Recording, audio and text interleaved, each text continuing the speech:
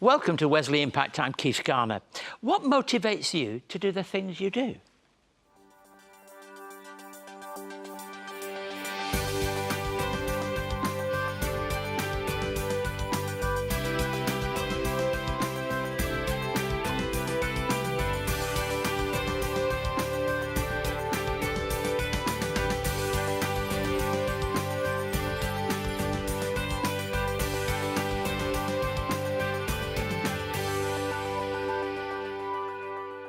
Thank you for joining us. At Wesley Mission, we provide a wide range of community services, ranging from family and children to drug and alcohol dependency, and through to working with people who are homeless. And due to the nature of our work, we seek to develop and maintain strong relationships with community leaders and politicians on both sides of politics. I'm always mindful of the influence both I and the senior leadership team at Wesley Mission need to have within the community, and also the influence those we connect with have on our work. Today, I'll be speaking with someone who's had a public profile in various different areas about bringing positive change, positive social change. Stephen O'Doherty has had many careers, including journalism, radio broadcasting, television, politics, and now education, and joins us today. We look at what it means to live a significant life and one of influence. And all too often we hear that something is significant if it has a high dollar value, or someone is significant if they receive great and many accolades.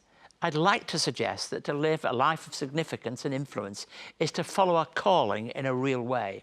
It's not the accolades that matter most, but the impact that one has on those around and the legacy that we genuinely leave. We'll talk about this a little later in the programme. Craig Gower and the Wesley Impact Band will sing the Isaac Watts hymn that Christians in every generation seem to love, When I Survey the Wondrous Cross. And I'll share some thoughts on a difficult biblical passage in Luke 12. Life hasn't changed much since biblical times when it comes to some of the things that happen with wills. And sadly, it's a dispute between two brothers that brought them to Jesus, asking him to sort out their disagreement. It's a useful starting point for a much deeper element in the teaching of Jesus about possessions and how to handle them and what it means in our lives today.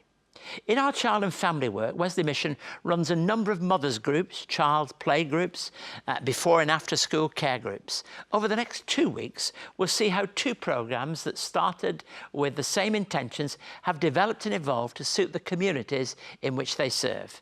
In Quakers Hill in northwestern Sydney, this is our before and after schools care programme. You, Me and the Family is a supported playgroup, so that means that I'm there if they have any questions or they want to talk with somebody and connect them with other people in the community. We have lots of activities for the kids to help them with their development and to give new tools to parents on how to communicate or enhance that relationship with their child, hence the arts and craft and the activities that we do with them and with the kids. Through my friends, we came to know there's a playgroup here. So I just came here just to mingle with people because I was new to Sydney. I love the program because it's really helpful. It's giving a lot of fun for my son. I have a 3-year-old son, 3.5-year-old. My son was not talking. He had difficulty in understanding as well, understanding or expressing. Socializing was also very definitely different from other kids. So everything was difficult and it was really depressing. But coming here really helped me a lot. This program is part of the government funding for the Early Intervention and Prevention program, and it's also part of Family New South Wales to enhance that relationship with parents and their children and support them with the parenting. For me, there are a lot of benefits because when we come to Australia, we don't have that much money. We can't send our kids to preschools or anything because they are very expensive. So coming to a free playgroup like this, that is really good for us. And I really enjoyed coming here with my 2 kids. The children, they learned how to share and they learned a lot of songs from here. And for me, I made a lot of friendships and I made a lot of people, and it's give me the chance to talk more English language with other moms, so it's really good. When I came here from Sri Lanka, I felt lonely because in Sri Lanka I had so many people to help me. When I met Raquel and the Wesley Mission Community Service here, they helped me in a lot of ways. We provide the space for the kids to be playing in a safe environment and provide, good early childhood experiences for the kids, and also connecting parents with other parents in their community. Most of the parents here have been part of Tuning Into Kids, so that's a parenting program that focuses on emotional intelligence and helping parents to promote and give these skills to their kids. We have Triple P, which is a positive parenting program, and we have 1, 2, 3 Magic, which is also help with their kids' behavioral management. We also run Baby Rhyme Time, Sing and Grow, which is a program focused on singing and music to help kids with their development. We run the supported playgroups and Play in the Park. We run Shine, which is a group that helps women to strengthen that uniqueness and wonderfulness of being women, and that sometimes we forget about. It's amazing that this is that we can provide these to the families in the area.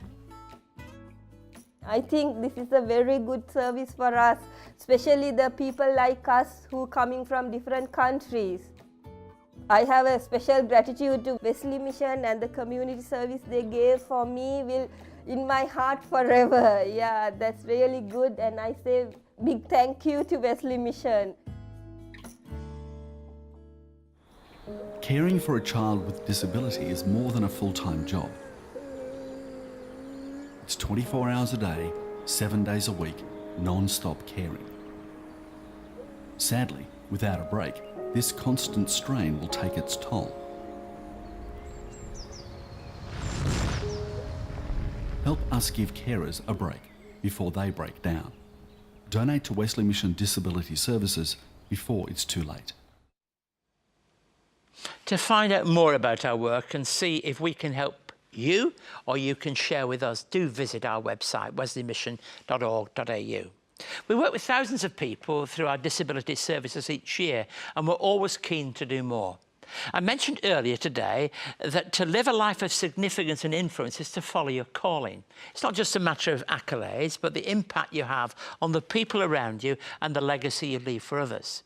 To talk more about this and other things, we're joined by Stephen O'Doherty. Stephen had a very successful career in television and radio in the 1980s and a successful career in state politics in New South Wales in the 1990s, where he held a number of shadow portfolios, including that of Shadow Treasurer. He resigned from his role in 2002 to take up his current role as CEO of Christian Schools Australia, and is also chairman of Hope Media in Sydney, overseeing the work of the radio station Hope FM, whom we're very supportive of. Welcome, Stephen O'Doherty. Thank you, Keith. Look, you've a celebrated career in all that. You hosted, I think, the Drive programme, a Drive programme with 2GB, which is a very significant radio programming on your station, and you also reported on ABC's 7:30 report and so on, the 10 network. We mustn't mention all these programmes, incidentally, too much. But in all of that, were you a Christian through all of that time, or did you? When did the Christian faith become real for you? About halfway through my time at 2GB, I became a Christian.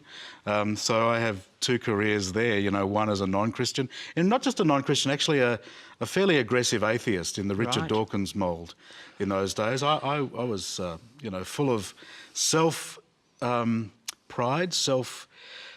interest, and believed firmly that it was just me and the universe. I was alone. At the end of the day, I was alone in the universe. So you're intellectually convinced of the non-value of Christianity, as it were? Yes, quite right. And in fact, there's I don't know, for people who've been Christians for a long time, maybe they don't know how that is for an atheist. You take some sort of sense of perverse strength from the fact that there is nothing else out there.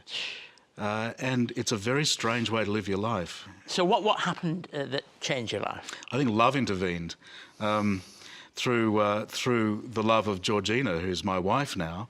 But she was a Christian, and I couldn't put that together. We were playing in a band together, and I'd had a relationship that had broken down, a very significant relationship, and I was pretty much, you know, at a very low ebb. Also, when you work in media, you're constantly feeling under pressure, and you know that you have very few friends at the end of the day. You're asking yourself, what is there that's of lasting significance? And if you work in media and you see that your job will come to an end, I was in my mid-20s. I didn't know what I was going to do with the rest of my life if my job came to an end, and there was only one rating survey away from that. And if your significant relationship has broken down, you ask yourself, what is there of significance that lasts? So faith becomes real, and you entered politics. How did that come about? Well, as a Christian, having given my life to Jesus, having said to God, I can't fight you anymore, I now accept that because Jesus died, I can have new life, and that's the only thing of significance that will be left in the end. But what a wonderful gift. Having accepted that as a reality in my life, I then tried to live about my life as a journalist, being a Christian. And they'd asked me, Bruce Baird actually asked me, the father of Mike, the current Premier of New South Wales, asked me to speak at what was then the Governor's Prayer Breakfast. Yes. 1,200 people in attendance. And I prayed about what to say. And the government was going through turmoil, as it always is. And I ended up saying to the people, you know, if we want godly decisions from our governments, if we want significance to happen in our community, people to be looked after, people with disabilities and so on, then people who know God ought to put themselves up for election and be part of making decisions. Well, within a couple of weeks of that message, there were 2 seats vacant in the New South Wales Parliament. And I had a strong sense that God was saying to me, well, what about you? Do it. So you don't do that forever, because you then come to a point where you resign to go into Christian schools. Just give us a little picture of what that's about. As the Shadow Treasurer at the time, and having been the Shadow Minister for Education and also Disability and Community Services, I was frustrated by the inability to get things really done from the opposition benches. You can influence policy, but you can't get things done. By the way, being in Parliament is not just about the very big things, it's about the very small things. It's, as a local member, you become, if you choose to be, a means of support and hope and help for people in all situations in life. It opens you up to understanding where the community's heartbeat really is. But as a person interested in better outcomes and big picture stuff, I felt a strong sense that Christian schooling was really able to build up a generation of people, generations actually, who would go into their own professions, understanding that to use their gifts to serve was what God wanted us to do. And you probably know that the verse that has become my mission verse, really, is Ephesians chapter 4 and verse 1. And Paul says, look, as a prisoner for the Lord, I entreat you, he says, live a life worthy of the calling you've received. So look, somebody's listening. You're now doing this work with schools. You've been involved in politics and broadcast. Somebody's saying, I'd like to do something, but I'm a bit uncertain about what I should do in stepping out in faith. What would you say to them? What has God gifted you to do? What's the thing that really presses your buttons? Where do you think you can make a contribution?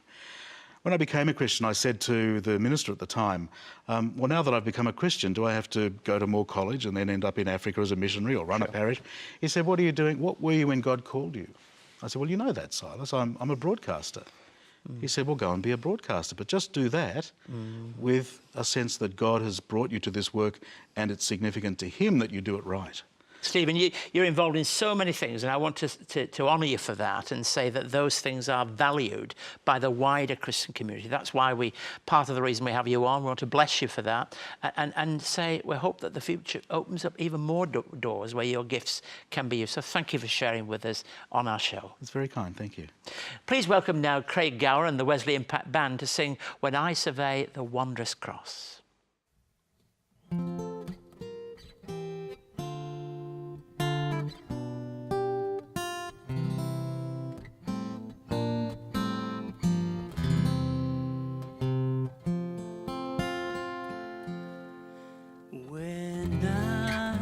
Survey the wondrous cross on which the Prince of Glory died.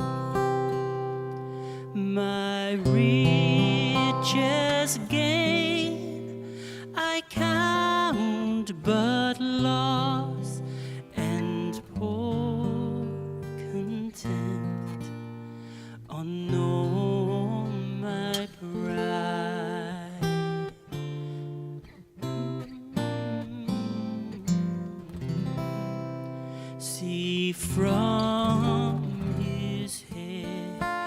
his hands, his feet, sorrow and love flow mingled down.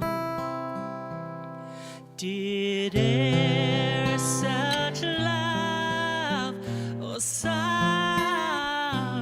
meet, or thorns they compose so rich a crown?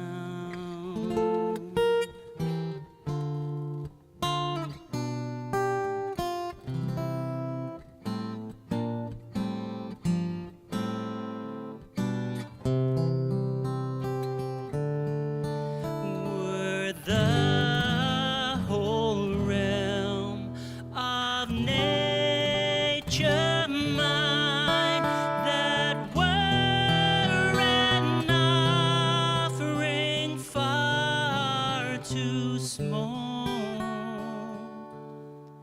Love so amazing, love so divine, demands my soul, my life, my own. Demands my soul, my life, my own.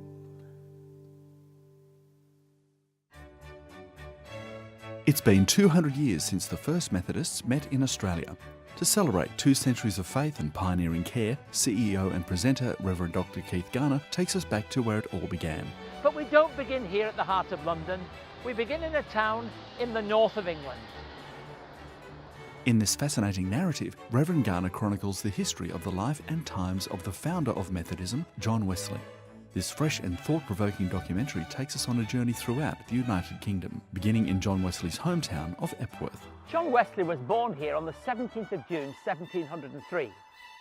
This 1-hour DVD travels onto his education years and beginnings of social justice in Oxford, to his final years in London.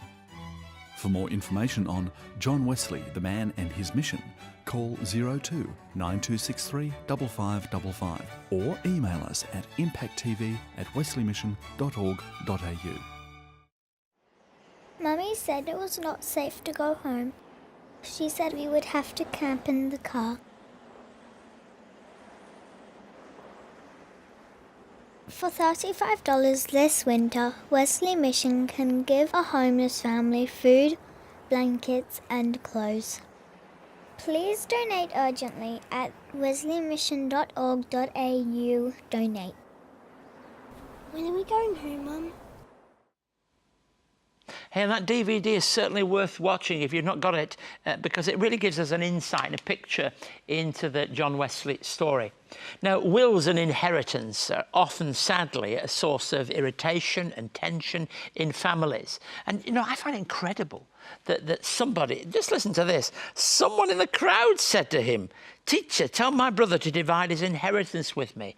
Somebody had a real issue. Something was obviously happening between two people, and they felt so up for it that they wanted to ask Jesus about it. And of course, Jesus would not respond to that, because he tells them quite clearly, "Who appointed me a judge or an arbiter? I'm not going to get involved in those kind of disputes between brothers." But it's very interesting. The passage says this, "Then he said to them, watch out, be on your guard against all kinds of greed." Now that's the context of the wonderful parable and story of a rich man who is described as a fool. Let me read to you from Luke 12, verses really 16 through to 20. And he told them this parable. The ground of a certain rich man yielded an abundant harvest. He thought to himself, what shall I do? I have no place to store my crops. Then he said, this is what I'll do. I'll tear down my barns and build bigger ones, and there I'll store my surplus grain. And I'll say to myself, that I'll store my surplus grain. I'll say to myself, you have plenty of grain laid up for many years. Take life easy. Eat, drink, and be merry. But God said to him, you fool, This very night your life will be demanded from you. Then who'll get what you have prepared for yourself? You see, it's a real powerful story, a warning to be on our guard against those things that are greed. As we've talked a little earlier in this show, significance and worth is not really in positions we hold. It is about our life hid with God in Christ. That's what really matters most of all. As I read the teaching of Jesus in the Gospels, you have to conclude that greed has little to do with how much a person has, but everything to do with their attitude towards material things. That would certainly be something that emerges from this parable. We guard against greed with a strong relationship with God. In fact, if we live in a close relationship with God, the concept of greed doesn't really become something that takes over our lives, because the most important thing is that relationship which we guard and we hold absolutely paramount in all things that we do. In a world that is permeated with greed in so many ways, we need to be on guard. The parable is concluded by Jesus, reminding us that we are accountable for what we do with the material possessions and our attitude towards God. Accountability is a powerful word. It's one that we use in business. It's one that we use in relationships. It's one that clearly feeds into all leadership understanding. Accountability. In fact, those two words I would suggest, accountability and responsibility, which are not necessarily quite the same thing, are important if anybody has an important standing, a position in community, has a particular role to play. And when it comes to material possessions, it really is a reflection on our inner attitude toward others and our inner attitude toward God. And they're critical if we're going to live life to the full. And you know, I think really, it's a powerful word, isn't it, when it tells us that Jesus talks about a person being, you fool. I mean, a fool is somebody who really, to some extent, has never really thought through the implications of what it is that they're doing and what flows from it. They're living only for the moment. They're living only for the present gain. They're not making any consideration of what actually is the result, the consequence of what is happening. You fool, this night your life is being demanded of you. You've been building up everything for yourself. You've been building up. You've got bigger barns, as it says here in the text, which farmers would understand. But I think we can all understand. You're building all that up, but you know, when it comes down to everything else, when everything's been stripped away, what matters is what we have kept for God. What matters is how we are living our life in relationship to Him. So material possessions, however significant they might be, become secondary to the most important thing, which has to be our relationship with God in Jesus Christ. Otherwise, we will always be a fool. And there are plenty of fools around. And fools are not necessarily immediately identified as such. You may be a fool in public life. You may be a fool with many possessions. You may be a fool with great position in our society, but you're still a fool if you have not kept the things that matter most. If you have not kept at the heart of your life those things that can never be taken from you, those things that really give value and worth. If you like, they are the underlying values by which we live our lives. And here, certainly that would be important. So you then see how that story relates to the argument between the two brothers, arguing about wills, arguing about who's going to have the most, arguing about what really matters most. If you've got your center really and truly on Jesus Christ, then whatever we live our lives, however we live our lives, it will always come out right, because it will be to do first and last with our attitude towards God. If you would like to contact Keith and find out more about today's program, write to us at Wesley Mission, Post Office Box A5555, Sydney South 1235, or you can send an email to impacttv@wesleymission.org.au. On our website, you can catch up on past episodes of Wesley Impact, find out more about our work, read online magazines and articles, and connect with us on Facebook, LinkedIn, Twitter and YouTube. You can also connect to Keith's blog and stay up to date on all of the latest news and information from Wesley Mission. wesleymission.org.au. So the email address and website, once again, to reach me is impacttv@wesleymission.org.au, wesleymission.org.au. Now, I always look forward to hearing from people, their reactions to programmes and other viewers of this programme. I hope you enjoyed the conversation with Stephen O'Doherty and listening to somebody who is driven by his own calling, a sense of passion for what matters. And I hope that helped to inform you, to give you some questions and certainly give you some pointers as to the way forward. What motivates you in the way you do things? I also hope you enjoy thinking about the very difficult subject. Thank you again for joining us, and God bless you. Same time next week on Wesley Impact.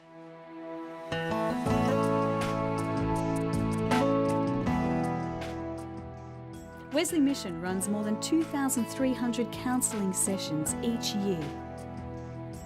To find out more, visit wesleymission.org.au.